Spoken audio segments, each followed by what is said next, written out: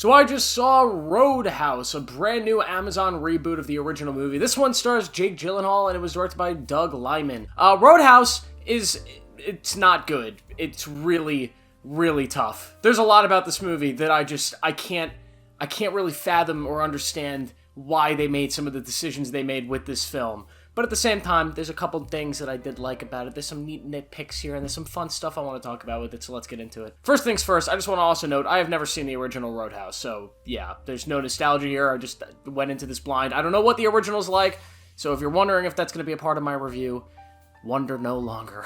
RoadHouse, though, is about this guy, Jake Gyllenhaal, who is a retired UFC fighter who has to go and work as a security guard in this roadhouse, this, house bar type thing that's on the beach where a lot of people get in the fights, and he has to break up the fights. And the most realistic part about this movie is the fact that he is a former UFC fighter that has to work at a roadhouse as a security guard.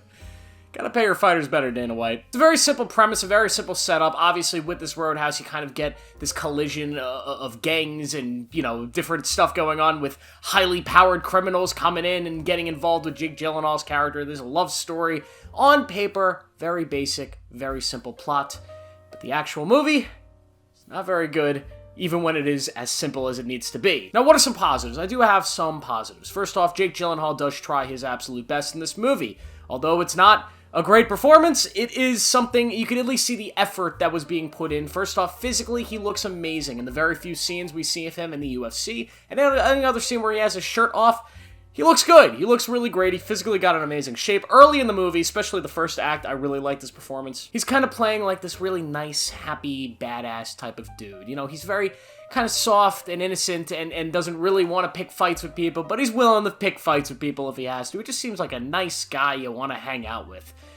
And then it kind of changes later in the movie, but it just becomes cringier and cringier. As you really get into his character later in the film, his backstory, why you want to care about him, some of the struggles he's went through, you just don't feel it. You don't feel the drama behind this character. You don't feel anything with him. He just starts to feel like a very, very boring version of like a Jason Statham character. And I know what you're thinking. Jason Statham characters are also very boring. Just made a movie called The Beekeeper, where the most interesting thing about the guy was that he was a beekeeper, you know what I mean? But here's the difference, in like a Jason Statham action movie, it doesn't really fucking matter what his character's about. He's just a badass dude who comes and plays the hero. And that's kind of what this character probably should have been. He probably should have just been a really badass guy that is just playing the hero, but they try to add a lot of depth with him, and it just does not work at all, and it becomes so cringy because the writing and the script here is just not strong whatsoever. Another thing I kind of liked about the movie, though, Conor McGregor.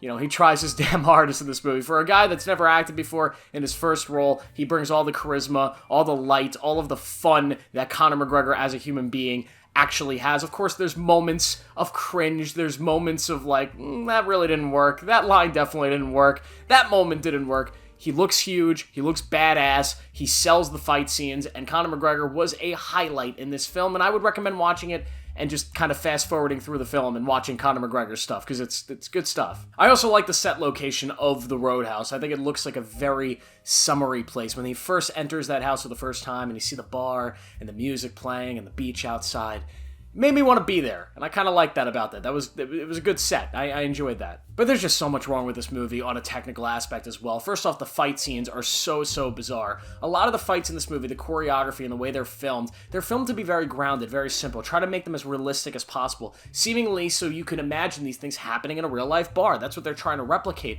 But for some reason, they look so fake. And I don't want to say CGI, because there were parts of it that did look very computer generated, which was weird. And I don't know if it was, or it was just like the aspect ratio of the camera and how the camera was moving around, but there was something that looked so fake about these fights, despite the fact that they were simple. And it starts with the opening, where there's a guy in a fight that I think was Post Malone. Now, I don't want to say it was Post Malone, but I might be wrong, but it looked like Post Malone, and he's like in a fight, and it just looked really bad. It looked atrocious, and that being like the opening scene just like completely took me out of the movie from the start. And there are some fight scenes earlier in the film where Jake Gyllenhaal does some quick-handed stuff, and it looks kind of cool, and some of the punches are hard-hitting, but at the end of the day, it doesn't really work ever. Like, it never looks amazing or interesting or different than any other action movie. It looks significantly worse. And the cinematography here, I just don't understand a lot of the choices. There looks like there was an attempt to try to do something different with the camera, to try to do something different with how they frame the characters. They kind of stay far away in a lot of different scenes, and the camera's also kind of always doing a tracking shot type thing, even when the characters are not moving.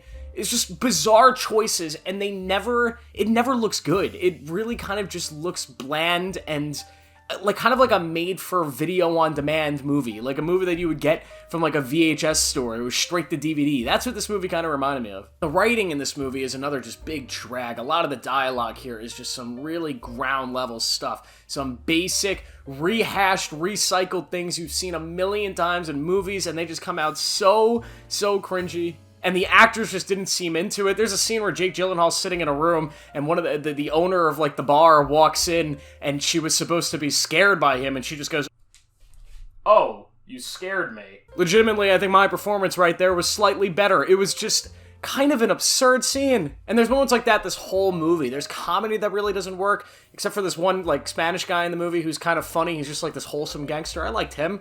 That made me laugh a couple times, but there's just, the jokes never really land. That Jake Gyllenhaal's performance just kind of fades out by the end of the movie. You feel like he's just kind of lost interest, and just nothing here really works the way that I think they were intending it to. There's also a part in the third act where there's kind of like a double character turn that makes no sense. One of the characters goes into a situation believing one thing is true, believing that this other character has been kidnapped, this other character wants to help them get him back, and they go into the situation believing that. And then there's like a turn. It's like, oh ho, the character was never actually kidnapped. That I tricked you into coming here. And then another character's like, actually no, they are kidnapped. And then Jake Gyllenhaal's like, double turn, didn't see that coming, but you end up in the same thematical situation that you just thought you were in 2 minutes ago. So what was the point of doing that? I don't get it. I don't understand some of the writing choices here. It just boggles my mind. But to sum it all up, the fights here don't work, the performances here don't work, the music choices don't work, some of the visual stuff when it comes to locations and production design are okay. The first act does, it hits the spot at times. The first act is kind of okay, but the story is meaningless. The plot is very boring. I found myself dozing off on parts of this movie. This movie was definitely, they made the right choice sending this right to streaming. I know there was a big controversy between Doug Liman in the studio that they showed Jeff Bezos this movie on his super yacht, which I cannot imagine the pain that Jeff Bezos must have been through sitting on his super yacht watching this movie.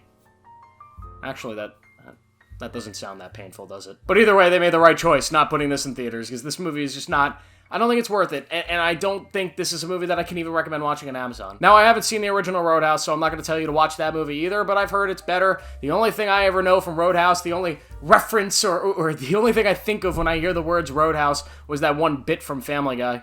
RoadHouse. RoadHouse. So I'll give RoadHouse a 1.5 out of 5. It's just, it was not for me, and maybe it'll be for you, but I just can't recommend it. That's the video, guys. I hope you guys liked it. Please make sure to like this video and subscribe for more. Please make sure to turn on notifications to see more, and I will see you in tomorrow's video.